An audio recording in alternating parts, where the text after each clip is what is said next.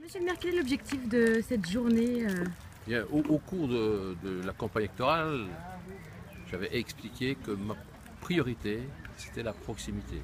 Effectivement, depuis un an, nous sommes très présents dans les quartiers, mes adjoints et moi-même, mais en plus, j'ai décidé de refaire, un an après, le tour de l'ensemble des quartiers de Besançon, Besançon découpé en 8 grands quartiers, pour faire en sorte qu'on puisse encore écouter mieux les habitants, leurs demandes, leurs besoins, leurs préoccupations, leurs motifs de satisfaction, mais aussi leurs motifs d'insatisfaction. Donc c'est pour être vraiment en symbiose totale avec la population, puisque le rôle du maire, vous le savez bien, quel est-il?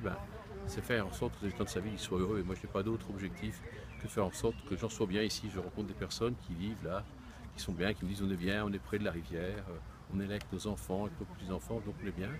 Mais tout n'est pas rose, il y a des choses qui vont, il y a d'autres qui ne vont pas, donc on est là pour entendre, répondre et puis modifier les choses si elles ne vont pas, si elles ne sont pas correctement mises en place. D'accord, donc vous allez à la rencontre des habitants de Besançon. Quels sont Je continue parce que j'y vais Oui, déjà bien sûr. en permanence.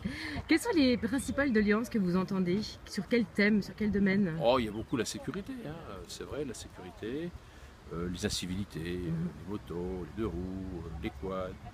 On va beaucoup parler des problèmes des 408 par exemple, les problèmes de logement, et puis les problèmes de difficultés de la vie, les gens qui ont des difficultés, de plus en plus de difficultés à vivre. Alors, je n'ai pas forcément de remède à tout, on explique ce qu'on fait, et c'est très important pour moi d'entendre la population, d'entendre les habitants de cette ville, pour quelquefois, si nécessaire, comme je le disais, modifier la direction, lui donner une autre direction.